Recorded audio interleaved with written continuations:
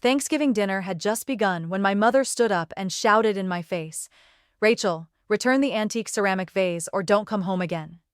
I was stunned. "What do you mean, Mom?" David cut in. "It was definitely Rachel. She was the last one to leave the pottery storage." I turned to look at my father. He sat there in silence, but his eyes didn't deny it. I stood up and walked out of that house, tears streaming down my face in the early winter cold. But before I tell you how I uncovered the truth and turned the tables, where are you watching this from? Leave a comment below. Don't forget to like and click the subscribe button so I can share the whole truth with you. My name is Rachel, 28 years old, a financial specialist living in Colorado Springs. Every morning, I make coffee with the espresso machine I bought in my first year of work, then sit and watch the sunlight pour through the glass window of the tiny rented apartment, the place where I built my life without a single cent from my family. My family is well known in the area for its pottery tradition. My parents, Robert and Diane, run a pottery workshop with over 70 years of history, inherited from my grandfather. They often say, "Pottery isn't just a trade, it's a legacy." I grew up in the shadow of that so-called legacy. As the eldest child, I was always the first one called when my parents needed help. Someone to assist, to clean the storage, or simply someone to take responsibility when something went wrong. David, my younger brother, was always dubbed the future heir, even though he just played video games and made empty promises about learning the craft when he's ready. Lisa, my younger sister, was the creative one, encouraged to paint, study art, and praised for being messy, but with an artistic soul. As for me, despite cleaning the entire workshop for 3 consecutive summers, I was still too rational to make pottery. I chose to leave town after high school to study finance at the University of Colorado. No one saw me off at the bus station, except my best friend from school. I worked twice, 3 times as hard as others to rise in the investment field, something I was passionate about because it taught me one simple truth: real value lies in efficiency, not in titles. I built my own investment portfolio worth over $100,000, and my first clients, including retirees and immigrant laborers, made over $2 million in just a few years. But at family dinners, none of that was ever mentioned. My parents only cared that Lisa was planning to open a gallery, or that David had the idea to start a pottery YouTube channel. They once asked me, "Why don't you come back home and open a financial office to help the family?" I just smiled. They didn't know I was already helping, quietly paying off David's credit card debt, covering Lisa's rent, and sending gifts to Mom for every holiday. Not because I was overly generous, but because I still hoped that if I was good enough, useful enough, then one day they would see me. But I was wrong, and everything began to fall apart. On that very Thanksgiving, I arrived at my parents' house on Thanksgiving afternoon, bringing a homemade pumpkin pie, an old recipe from my grandmother that I learned when I was 16. The kitchen smelled of cinnamon and nutmeg. Lisa giggled as David told old stories, and my mother was busy setting the table. Everything seemed warm, normal, like every year, until about 10 minutes into dinner. My mother suddenly set her fork down and stared at me in front of everyone. "Rachel, do you have something you want to say to everyone?" I was confused. "What do you mean, Mom?" She tilted her head, her voice cold as November wind. "The antique ceramic vase, a legacy from your grandfather, has gone missing from the workshop storage, and you were the last person there last week." I froze. That antique vase was a rare piece, crafted by my grandfather in the early 1950s, marked with his personal insignia, and once featured in a local article. It wasn't just of material value, it was a symbol of the tradition my family revered. I remembered, yes, last week Mom asked me to reorganize the storage for the year-end exhibition. I spent the whole day there, cleaning every wooden shelf, checking every box, but I didn't see the vase. I assumed it was still stored in the safe as usual. You think I took it? I asked, my voice trembling with both hurt and confusion. Lisa interjected. You said you didn't know, but last week you texted me asking for a loan, then suddenly canceled, saying you were low on funds. Was it because you planned to sell the vase? David added, his face emotionless. It must have been you.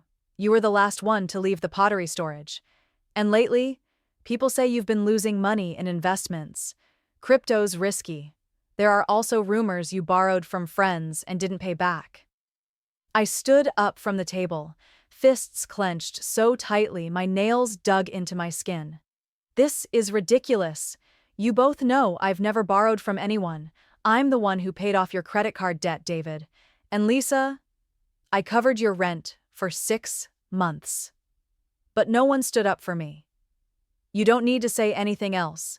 Return the antique vase or don't come back, my mother said with stern eyes, and my father silently looked down at his plate, as if this had nothing to do with him.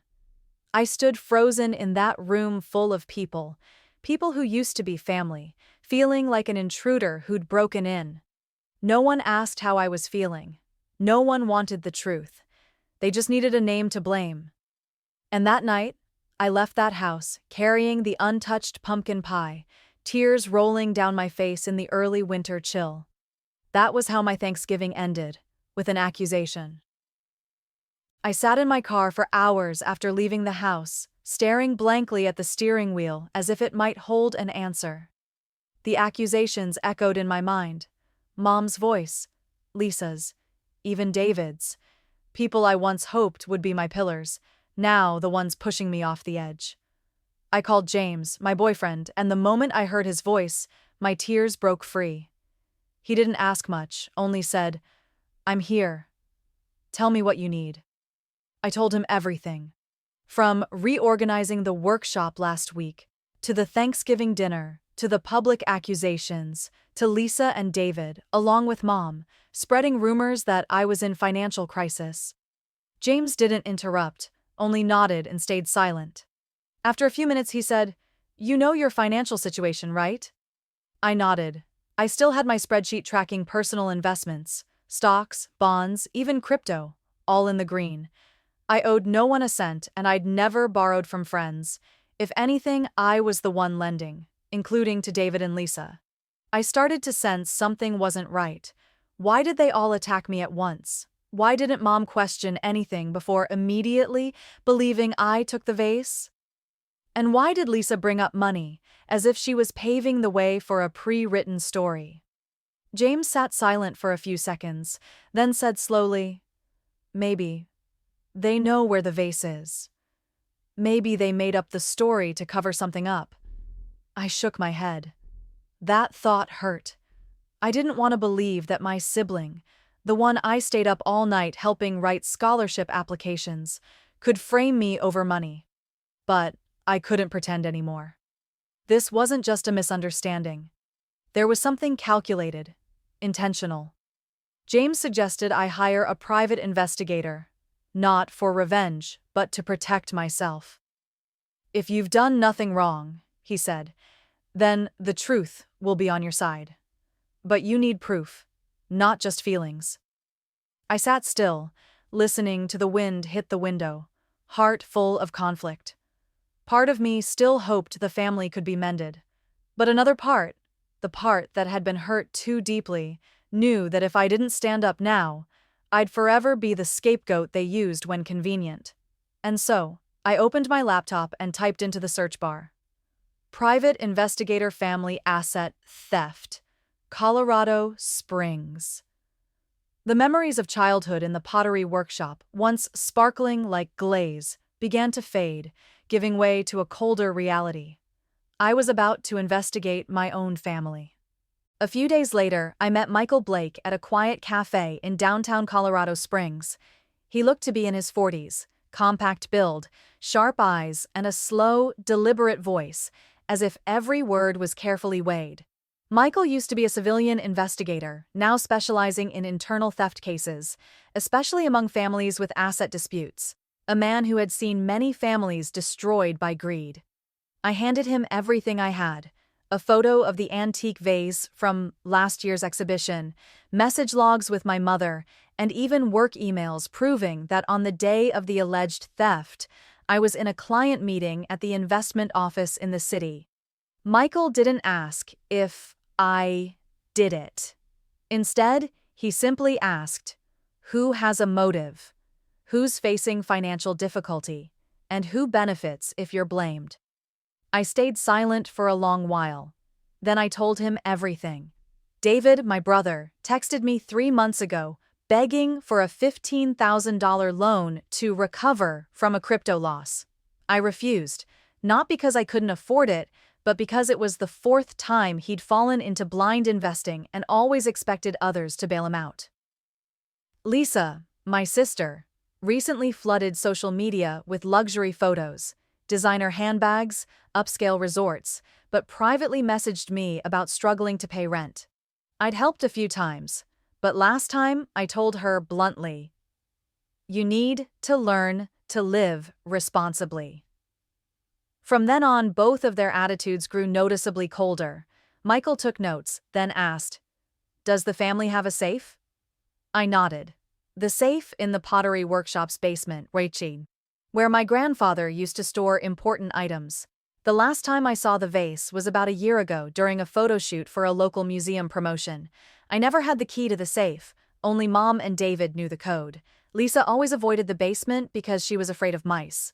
Michael raised an eyebrow and asked me to sign a release form so he could officially begin the investigation, including tracking art transactions, reviewing security footage, if any, and even combing through David and Lisa's public financials. Before leaving, he turned back and asked, "Are you sure you want to know the truth, even if it means the family relationship might be beyond repair?" I didn't answer right away, but then I looked him straight in the eye and said, "If I did nothing wrong, then truth isn't what breaks this family. It's the only thing that might save it. Or save me." As I stepped out of the cafe, snow began to fall lightly. The wind bit at my skin, but for the first time in days, I felt warmth return to my chest, because at least I was doing the right thing. A week later, I received a call from Michael while I was at the office. His voice was calm but firm. "Rachel, I need to see you. There's something you should see in person." We arranged to meet at the office of Susan Carter, the legal representative I had contacted right after Thanksgiving in case of any disputes. In the small conference room, Michael laid out the printed documents in front of me. An excerpt of a bank transaction statement, accompanied by a photo taken from a hidden camera in a small antique shop in Albuquerque, known among insiders as a hotspot for items of questionable origin. The printed image was blurry, but clear enough to show a man wearing a baseball cap and a face mask, handing over an item wrapped in brown cloth. It was my grandfather's antique ceramic vase. The signature flame-glazed pattern, the mark at the base, the handcrafted lines, unmistakable. The transaction was in cash, totaling $150,000 with no bank record. Michael added, "The buyer is known for collecting untraceable antiques, often to resell overseas or on the black market." The seller's name, written by hand, was Daniel Moore, a fake name David once used to register an email account during college, verified through old social media transaction data. I felt my heart shatter into pieces. But it didn't end there. Michael then showed me a bank transfer record. 3 days after the sale, David sent $75,000 to Lisa, with a vague note, "Shared contribution repayment." Lisa, the same person who sat in front of me and accused me of being a liar, had received half of the money from the stolen item. Michael looked at me, voice low. I also dug into their personal finances. David is being threatened with foreclosure on his condo for failing to repay a crypto investment mortgage loan. His current debt has exceeded $200,000. As for Lisa, Michael handed over an attached email. A former acquaintance threatening to sue her for not repaying an $8,000 loan used to buy a luxury bag. She's blocked all contact. I was frozen, not from anger, but from emptiness. The people I once loved, once protected, once reached out to help, had chosen immediate gain over trust. They didn't just take an object, they stole my honor and image in my parents' eyes. Michael paused, his voice gentle. You have grounds to sue for defamation, but first, you need to decide how you want to confront them. I picked up the file, my hands trembling. It felt like touching broken ceramic shards, cold, sharp, and capable of cutting if I wasn't careful. But this time I wouldn't pull my hand back. I was ready to speak the truth, even if the cost was collapse. That evening, I sat alone in my apartment, the file Michael left in front of me. Inside was everything I needed to protect myself, and everything that could utterly destroy my siblings' image in my parents' eyes. Part of me wanted to burn it all, pretend I never knew. Pretend I could go back to last Thanksgiving, when the whole family baked cookies together. David burned the first batch, and Lisa laughed until she choked on milk. But I couldn't go back. Silence now was no longer a choice, but complicity in a lie. I called James. He arrived in 15 minutes, didn't say much, just placed his hand on my shoulder and sat quietly beside me. Together we reviewed every piece of evidence: photos from the antique shop, bank transaction history, debt records, and the alias David once used. Each detail was like a needle stitching together the pieces of truth. Painful, but undeniable. I contacted attorney Susan Carter, asking her to verify the legal integrity of the documents in case the confrontation turned into a serious dispute. Susan advised me to record the entire family meeting, not as evidence for a lawsuit, but for my own protection. I wasn't sure if it was necessary, but I agreed. I also emailed a copy of the file to myself and backed it up on a hard drive. For the first time in my life, I wasn't doing things to be loved, but to protect myself. The night before the confrontation, I stood in the bathroom for hours, staring into the mirror. The woman in the reflection was no longer the obedient daughter, hardworking and self-sacrificing. She was learning to stand up, not against her family, but to affirm that she too deserved to be treated fairly. James held my hand as I prepared to leave. You don't have to win. You just have to keep the truth standing. I smiled, soft but firm. The family meeting was scheduled by my mother for the weekend, in the living room of the house I grew up in. The place where I learned pottery with Grandpa.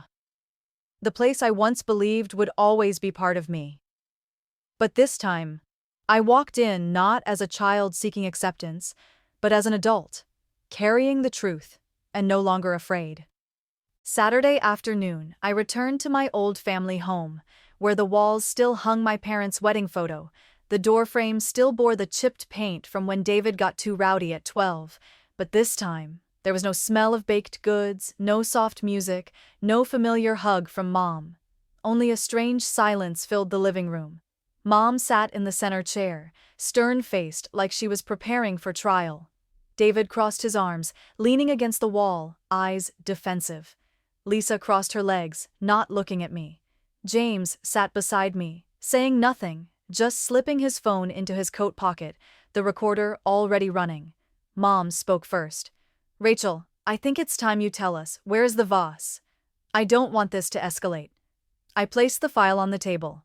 I will speak, but before I begin, you have to promise to let me finish. My mother nodded, though her eyes were already filled with doubt. I started calmly. No raised voice, no anger. I told them about the meeting with Michael, about the video footage showing a man in a cap and mask, but with footsteps and posture exactly like David, bringing the antique vase into the Albuquerque shop. I presented the transaction evidence, $150,000 in cash. Then the bank transfer, $75,000 from David to Lisa 3 days later, with the note, shared contribution, repayment. I looked quietly at my siblings. If I took the vase, why would I send money to Lisa? I asked. David opened his mouth but fell silent. Lisa's lips trembled, hands began to shake. My mother shook her head, her voice cracking. No, David, is this true? David swallowed hard. For the first time, he avoided Mom's gaze. I needed the money, he said quietly. I thought I could make it back. But then, I got scared. I asked, and your solution was to blame me? David said nothing. Lisa looked up, eyes red. I didn't know it would go this far. I needed money. When you refused to help, I got angry. The room went silent. As if someone had ripped apart the picture frame of our family we had all tried to preserve. My mother turned to me, seemingly wanting to say something, but I cut in. I paid off David's $10,000 credit card debt. I paid Lisa's rent for 6 months, and not once did I get a thank you. But the one time I said no, I was labeled a thief. My father, silent until now, bowed his head, saying nothing. I looked at my mother one last time. I won't sue. I won't demand my money back. I just want everyone to know what the truth is. And this time, I won't stay silent to keep the peace, because it was never peace. It was just one person's endurance. I stood up. James followed. My mother called out, but there was no apology, no acknowledgement, only the weak voice of a mother not ready to face the truth. I walked out of that house, lighter, but colder than ever before. Because for the first time in my life, I had to accept one truth. Not every family deserves your loyalty. That night, I didn't go straight home. James and I drove through the hills west of the city, down a narrow road to the lake, a place I used to go when I needed quiet. It was cold, the lake black like unpolished glass, reflecting the dim car lights. I didn't say a word the whole way, not because I was sad, but because I felt something strange inside. Not pain, not anger, but something that felt like an ending. Like I had just closed an old door I'd been holding ajar for too long. When I got home, my phone had 3 missed calls from Mom, 2 texts from David, no apologies, just one short line. You're really going to blow this up? But what caught in my throat was Lisa's voice message. Her voice hoarse. I know you hate me. I know I messed up. But you were the only one I ever thought wouldn't leave me. I didn't respond. Not because I no longer cared, but because I needed to protect the peace I had just reclaimed. I forwarded all the documents to Attorney Susan, with a note. I don't intend to sue. But if they continue spreading false claims, I need legal protection. Susan replied that same night. Good, but this time, put yourself first. In the days that followed, my mother kept leaving voicemails, not quite apologizing, just saying everyone was too emotional and family is the most important thing. But I no longer valued those repeated phrases. I used to think I had to do everything to keep the family from falling apart. But now I understood. I'd been holding on to something that had long since crumbled. In my small apartment, I sorted through old belongings. Porcelain bowls I made as a child. An old photo frame of me and Grandpa in the workshop, back when he was alive, when everything hadn't yet been twisted by money and expectation. I placed the photo on my bookshelf, lit a small candle beside it. Not to mourn the past, but to remind myself, I had made it through, and I wasn't going back. I began planning anew, no longer tied to proving anything to my family. I would live a life that didn't require approval from those who had hurt me. Because at some point, growing up isn't about forgiving to stay, it's about letting go to finally free yourself. I returned to the office on Monday morning, earlier than usual, carrying 2 cups of coffee, one for me, one for the coworker at the desk next to mine, who had covered my shifts all last week without asking a single question. The early winter sunlight streamed through the glass window, reflecting off the whiteboard where I had written a reminder. Value doesn't lie in where we come from, but in where we choose to go. For the first time in weeks, I looked at that sentence and felt my heart nod. No bitterness, No need to prove anything. Just simply true. I began clearing my inbox, canceling some major conferences I had previously committed to. Instead, I planned a free financial counseling session at the community center for seniors in Colorado Springs. It was an old place, with walls painted pale cream, but I found something there that I had long been missing: people who lived not for appearances, but for trust. In the first session, I sat with 8 elderly folks, most of them widowed or living off social assistance. They didn't ask where I studied or how much return my investment portfolio made. They just asked, how can we avoid being tricked into signing over our homes by our own children? My heart ached, because I understood. The worst kind of loss isn't money, it's being betrayed by the very people who share your blood.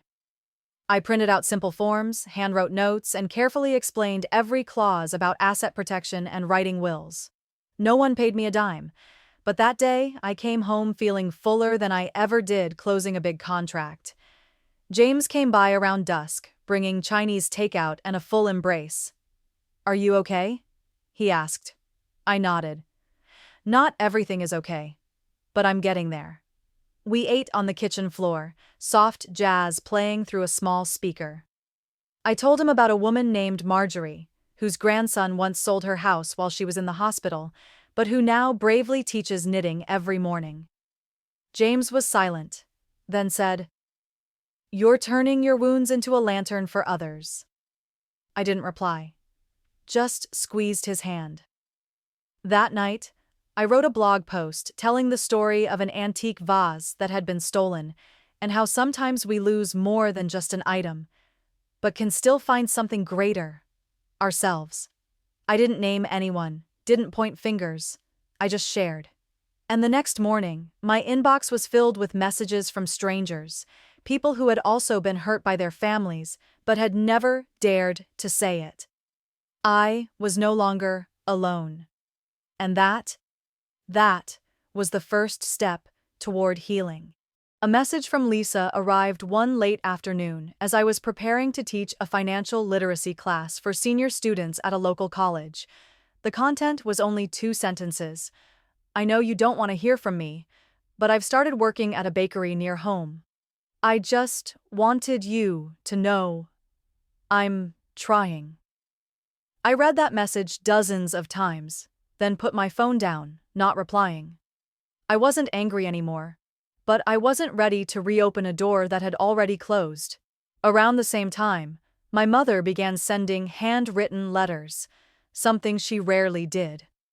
The first letter was written in her familiar, neat, straight-lined handwriting, just like how she used to glaze pottery. "I know I was wrong not to listen to you, not to verify the truth. I always thought you were strong, always fine. So I assumed you didn't need defending." I folded the letter and placed it in a drawer. The second letter arrived a week later. She said she had begun family therapy, not for me, but for herself. She invited me to attend a session if I ever felt ready. But I didn't go. Not because I hated her, but because I was still walking my own path of recovery. A journey I didn't want, pulled back by old voices, by gazes that once saw me as a shadow. James asked, "If one day they truly changed, would you forgive them?" I didn't answer right away. I just said, "I don't need them to change for me to live well, but if they change for themselves, that's a good thing. It's just that I won't return to a place that once broke me." As my old family grew more distant, the people I chose to walk with became closer than ever. I hosted a small pottery exhibit, showcasing the pieces I had crafted over the past year. There was a crackle-glazed porcelain bowl, a misshapen vase I kept as a reminder of imperfection. I invited James, colleagues, elderly students, and college students, but not my family. Not because I wanted to exclude them, but because I needed a space, just once, where I could be seen, named, without expectations or comparison. In that small room, under the warm yellow lights, I told the story of a vase that was lost, and of a woman who chose not to search for it anymore, but instead to create something new, beautiful, and wholly her own. And for the first time, I didn't feel like the outsider. I was at the center of my own life. Act 3.3. A few weeks after the pottery exhibit, I received an email from the organizers of the National Finance Conference, inviting me to be a guest speaker for a panel titled Finance and Personal Honor in Multi-Generational Families. I read the subject line over and over, then looked out the window, where sunlight was casting over snow-dusted buildings. Maybe the me from a year ago would have worried about whether I had enough credibility, whether I could stay on point. But now I only thought, I don't need to be perfect. I just need to be honest. I accepted, and a week later, I began preparing, not with cold figures, but with my own story, about a ceramic vase, an accusation, and how a financial woman learned to set boundaries with the ones she loved. Alongside work, I also moved into a new apartment, a small space near a park, with a balcony facing the sunrise. I personally chose every piece of furniture, decorating it with the vases and ceramic pots I made, none of them perfect, but all mine. James gifted me an oak bookshelf with a small engraving on the back. Sincerity is the greatest asset. It was something I once said in my first class for seniors, and he remembered. On weekends, we worked together on a new project. Financial independence. A series of community workshops for women who had been financially manipulated by their families. I charged no fee, only accepted voluntary donations, and all proceeds went to scholarships for teenage girls forced to drop out of school due to family financial burdens. Every time I looked in the mirror, I no longer saw the woman who sobbed in her car after that Thanksgiving dinner. I saw another version, still me, but standing straighter, eyes still holding traces of pain, but no longer wet. And I knew I had come far enough from the past, not to forget it, but to live forward with meaning. Because in the end, what I needed wasn't my family's acceptance, but learning to accept myself with everything that had broken, healed, and is still being shaped. Act 3.4. One April morning, when tulips bloomed along the sidewalks and the air carried the scent of damp soil, I received a package at the office, no sender listed. The small box, wrapped in brown craft paper, was lined with old ivory-colored cotton fabric, and nestled inside, something I never thought I'd see again. A broken shard of pottery. A corner of the old vase, the flame-glazed surface intact, with wave motifs and the hand-carved marks of my grandfather. Attached was a folded note with a short message. I'm sorry I didn't believe you. I was wrong. I'm learning to be a better person, if not a better mother, then at least a kinder human being. No signature, no punctuation. I held the shard for a long time, cold, hard, and sharp, a part of something once beautiful, once shattered, now a trace. I didn't cry, but something in my heart slowly melted, not forgiveness, but acceptance. I didn't reply to the letter. I didn't call. I simply took a small wooden frame, placed the shard inside, sealed it with clear resin, and hung it on the wall next to my desk. Whenever students ask, "What's that, miss?" I just smile. A piece of the truth. That night, James and I walked around the park. He told me about the first pilot session of the Financial Independence Project in Denver, where a young woman said, "For the first time, I don't feel stupid for trusting the wrong person." I smiled. Not out of pride, but because I knew I had come far enough to understand. Forgiveness doesn't always mean reopening old doors. Sometimes, forgiveness is simply when you can look at a fracture and no longer let it define you.